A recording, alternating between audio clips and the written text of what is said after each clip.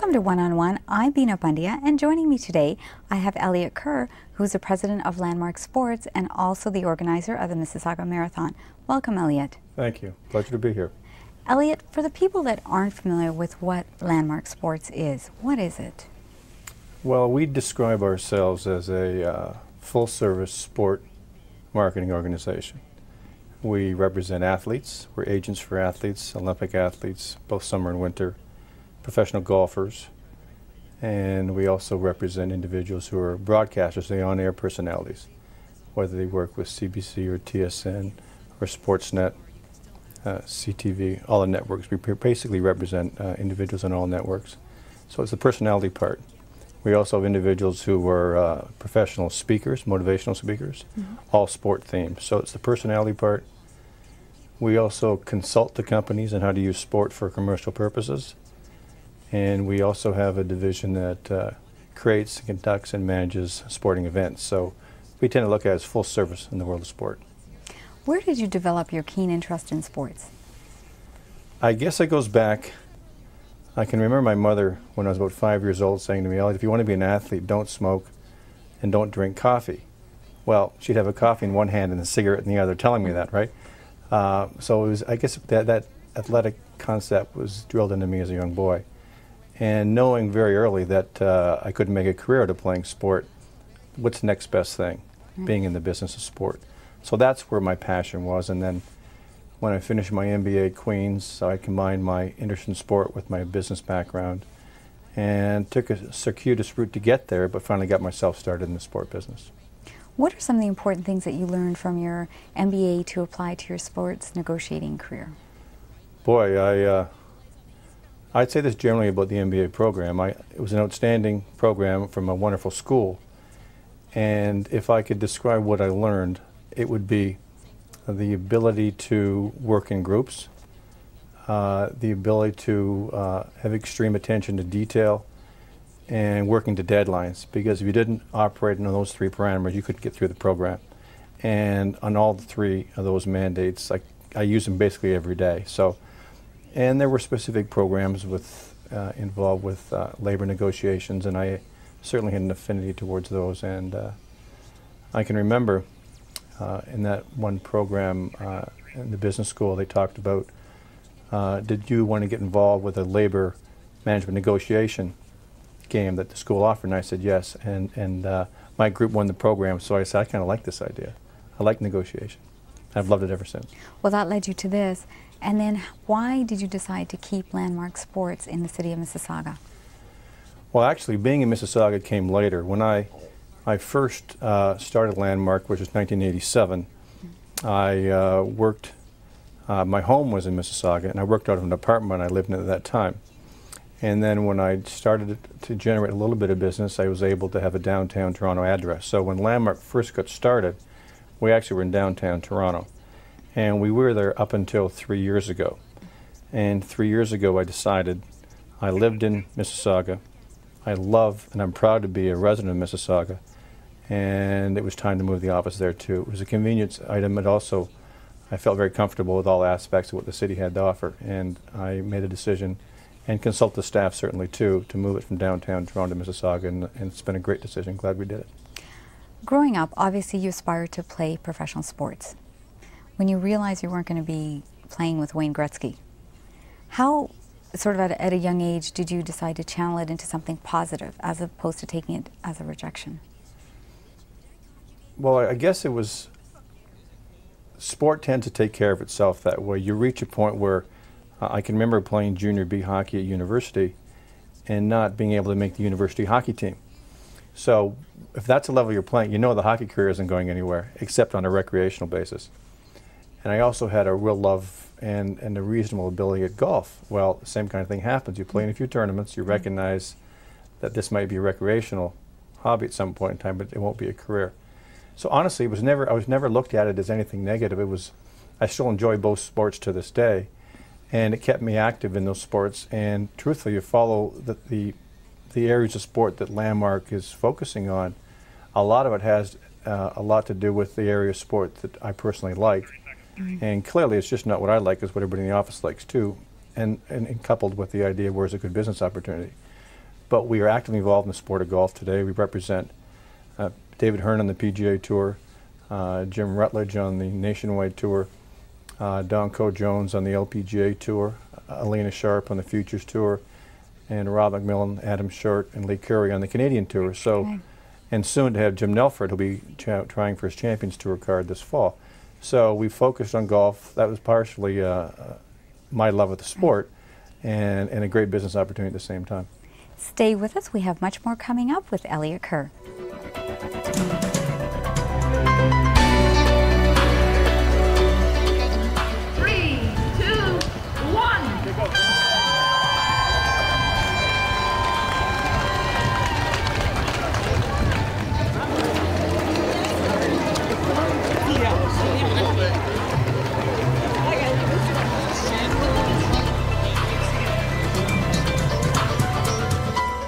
Welcome back. Joining me, I have Elliot Kerr.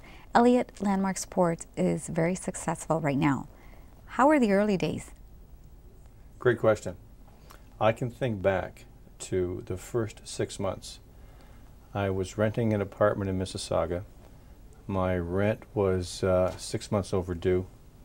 I'd maxed my credit cards, and I'd cashed in some savings bonds that I had. So I was getting close to that limit whether or not I could make or break this. And I had my mother typing for me in the evenings just to keep my correspondence going. But I never ever thought that I wouldn't make it. I never thought that for a second. I had my moments, and there were some anxious times, but it's amazing what a fear of failure would do in terms of driving you. And if there's anything that drove me, it was a fear of failure. I've never failed anything in my life. It was tough to get going. But I did have the industry background. I mean, I left one of the world's largest sport marketing companies after 4 years with them to start my own business, so I knew the industry. I had contacts. It just took a little while to get things rolling. And I can remember signing our first athlete who, there was two of them actually. There was a young Canadian runner named David Reed and a Blue Jay named Jesse Barfield. And those are the two first athletes we worked with and built on those. And also Ian Miller, an equestrian. They were probably the first three. And then we also were able to generate a corporate sponsorship for the Ottawa Marathon. So once those deals began to happen, things began to fall in place. I could have an office, I could have some staff, and that was 17 years ago. Now, before though you started your own company, you were working for an American company. You had the chance to jump to the U.S. Yes. You turned it down, and you started your own company, and you were competing with the people that you worked for. What gave you the courage to do that? Well, I guess I even when I first started with the U.S.-based company, I wasn't sure where I was going with it. I knew I loved sport. I knew I loved the business of sport. I knew I'd found what I wanted to do. But I became increasingly uncomfortable working for somebody else. And while I was very appreciative of the time they'd given me, and respectfully, I say thank you to them for giving me my start, I knew at some point in time I wanted to try it on my own. And my success with them in Canada led them to offer me a position in the United States. And I very seriously considered it, but I told myself this: if I take it and it doesn't work out to my satisfaction, I don't like living in the United States, or I don't like the job content, and 2 years later I come back to Canada, it'd be much more difficult to start my own business then than it would be if I did it now. So I decided, if I really want to do this on my own, this is the time. So I took the opportunity then, and as I said earlier, there are many anxious moments whether I made the right decision or not. But when I look back now, clearly I did. And it wasn't too much courage. It was more of I really wanted to do. I wanted to have my own business. I wanted to do it my way. And while I learned so much from this organization, I knew there were things and ways of doing business I wanted to change, and felt in some areas I could do it better. And so that's what drove me to do it. The profession that you're in, it is, quote, a dream job for a lot of people that don't become a professional athlete. Is it all glamour? I love what I do. I've never had a bad day at work. I have varying degrees of good and excellent. But it's not all glamour. I mean, we pay a price for those who work in our industry. We work 16, 18-hour days. We work many weekends. We are away from home a lot. And some of it's glamorous because you meet some very interesting people and you go to some very interesting events, but boy, oh boy, I have to tell you, we pay a price for it. It's hard work. It's selling. It's a lot of rejection in terms of selling, and you have to learn to deal with that. And I guess if you look at it you pull yourself back and take a look at it from afar, it's a great lifestyle. It's a great way of being in the business environment that we're in, and I feel very fortunate that I've been able to make a career out of it for this long.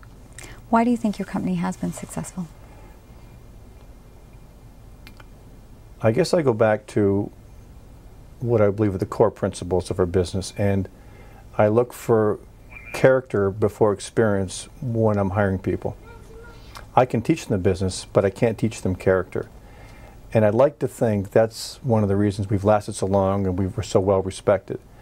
And if I can narrow down a couple of principles in that regard, it's this, that integrity above all else, and not just meet but exceed expectations, whether it's a corporate sponsor, whether it's an athlete or a broadcaster. Don't be satisfied with meeting expectations. That's not good enough. Stay with us. We have lots more coming up with Elliot Kerr.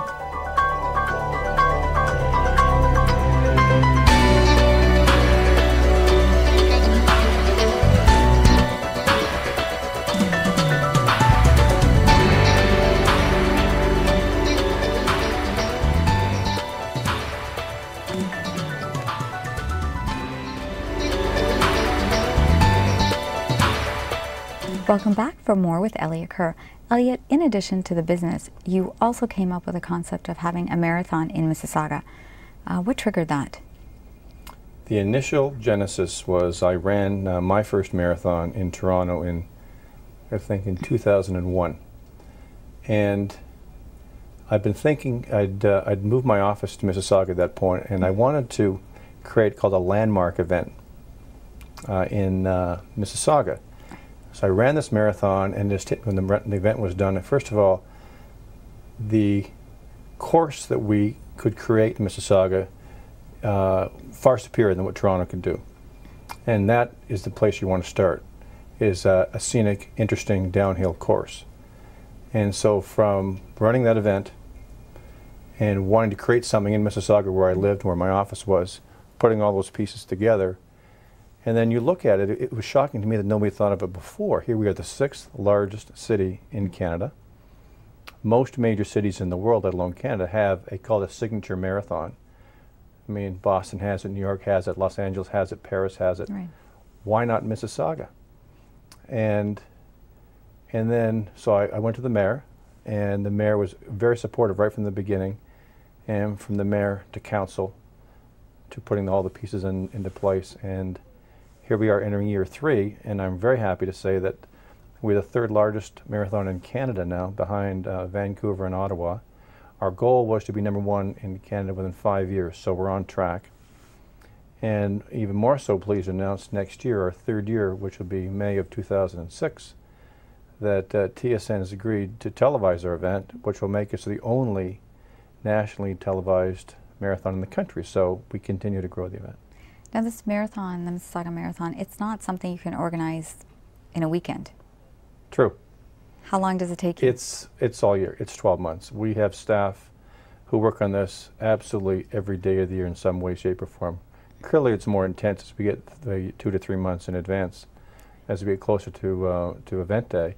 But there's so much to do, and we want to reinvent it every year. By reinvent it, I mean make it different for the runners to come every year, the runners to come year after year. The course is the same. The beauty of Mississauga is still there, but we want to give new dimensions, provide new dimensions to it. So that takes a lot of work, a lot of planning, a lot of creativity. Now, the pledges from the marathon are going to the Credit Valley. Yes, to the Credit Valley Hospital Foundation, right. And I believe the number is somewhere around $75,000 that we've raised in the first 2 years through the pledging component. And I'm pleased to say I believe it's had a hand in the opening of the Carl Fidani Peel Regional Cancer Center, which is certainly world-class right here in Mississauga. And what touched me initially with wanting to involve the Credit Valley Hospital was a personal experience I had. My mother passed away in 2000, and she had amazing care at the Credit Valley Hospital, and the staff and the experience they gave my mother I'll never forget. And I felt somehow that I wanted to pay the hospital back and the staff back for what they gave my mother the last few months of her life, and it was a natural fit in that regard. Obviously, your mother's played a very important role in your life. What are some of the lessons she taught you? Oh boy, the first thing that comes to mind is a statement Abraham Lincoln made. And he said, "Everything I am and anything I ever will be, I owe to my mother." And it's obviously it was true and real for him, and I feel exactly the same way for myself. And that I say that on both a personal and professional basis. And I like to think the way I conduct myself, my mother would be very, very proud. I'm sure she'd be proud of you. Now, the Mississauga Marathon comes with its logistic nightmares, I'm sure. What are some of the things that you've encountered? Boy, truthfully, in our first year, being a first-year event, it was a learning curve not only for the city, but also for ourselves. We had, I guess the biggest challenge we had was transportation, between shuttling people from parking lots to start lines, from finish lines back to parking lots, relay runners from the start line to the relay points, picking up spectators and family and transporting them back and forth. Did it work as well as we wanted in the first year? No, it didn't. But did we fix it in year two? Yes, we did. So that was probably the biggest challenge and an area we need to improve the most in first year. And the second year too, and then and the second thing relating to that is communicating to the city and the residents what this is all about. For a lot of people, it's a darn inconvenience because roads are closed. But for others, it's getting involved personally. When the runners go by your home, applaud them. Turn on your sprinkler. Right. Applaud them when they go by. And we're trying to encourage people, look at this as something to embrace. Be proud of it. We've created something huge here. Then be proud of it. Let's put ourselves on the world stage and conduct ourselves the way New York, Boston, and Chicago does. Well, stay with us. We've got lots more coming up with Elliot Kerr.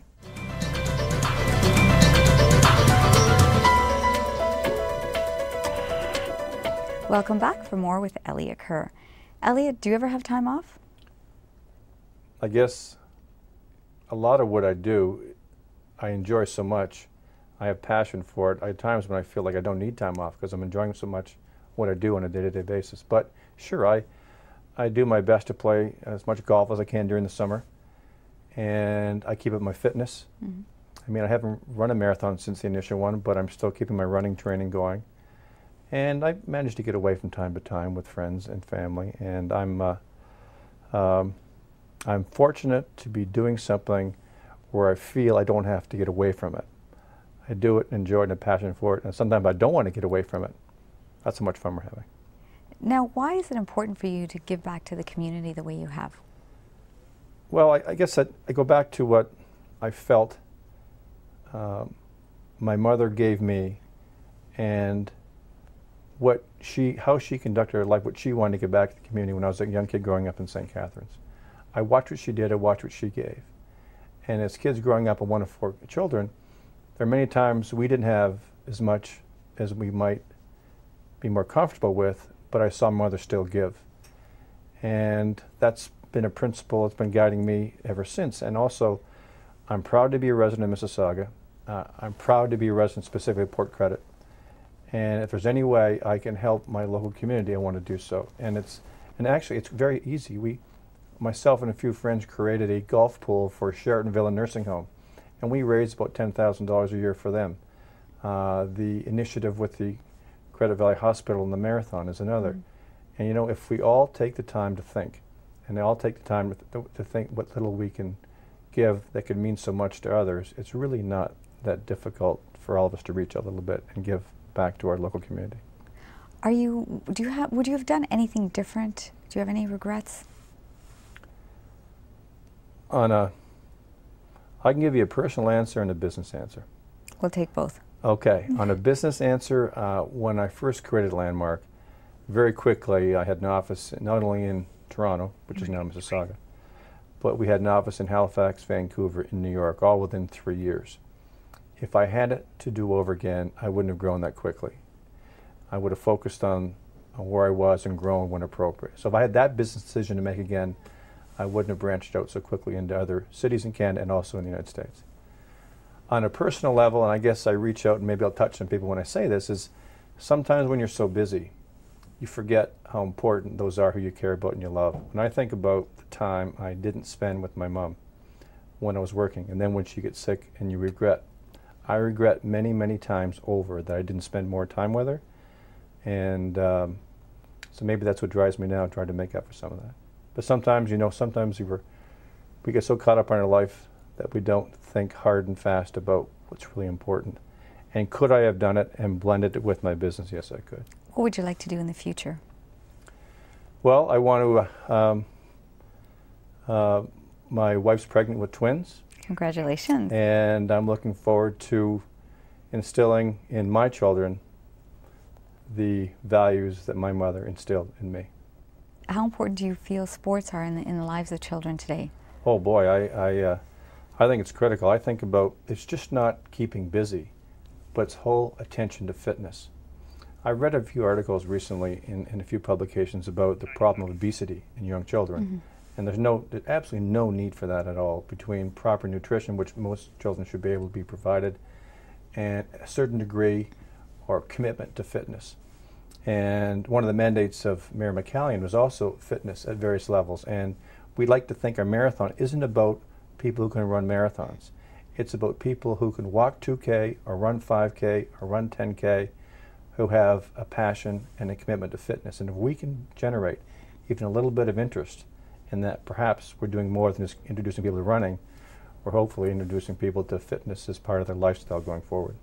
Well, obviously sports has played a very important part in your life, and you're also inspiring other people, not just with your business, but with the Mississauga Marathon. Are you happy with the community support?